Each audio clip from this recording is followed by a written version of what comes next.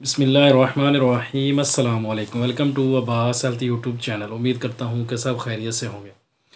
तो गाइज़, आज की वीडियो जो मैं आप लोगों के लिए लेकर आया हूँ, इसमें जो हम बात करेंगे सूरत इंज़ाल के ऊपर। जिन लोगों को सूरत इंज़ाल का मसला है, उन लोगों के लिए एक आसान और सस्ता सा नुस्खा मैं आप लोगों के लिए लेकर आया हूँ। उसको आप इस्तेमाल करें तो इंशाल्लाह आपको जो आप लोगों को सूरत इंज़ाल का मसला है वो इंशाल्लाह इससे ख़त्म हो जाएगा।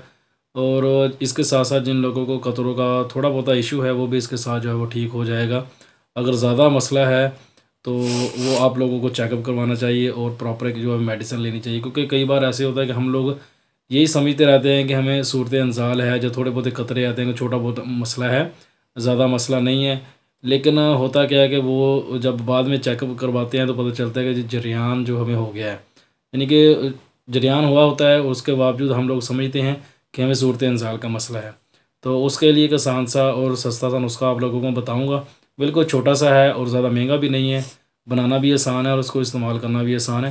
वो तो आप लोग उसको इस्तेमाल करें, उससे जो है फ़ायदा उठाएँ।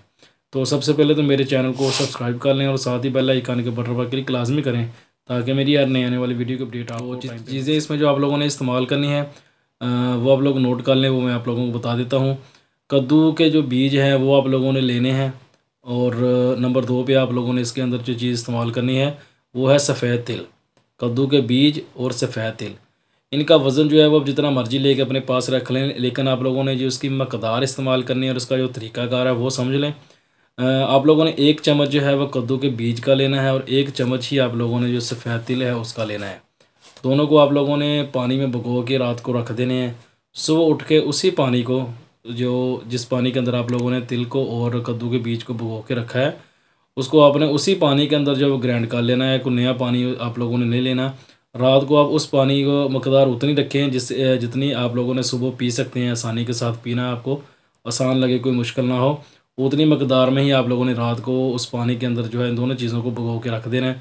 और सुबह को उसी के पानी के साथ ही आप लोगों ने इसको ग्राइंड करना है। ग्राइंड करके वो पानी जो हो आप लोगों ने इस्तेमाल जो है कर लेना है।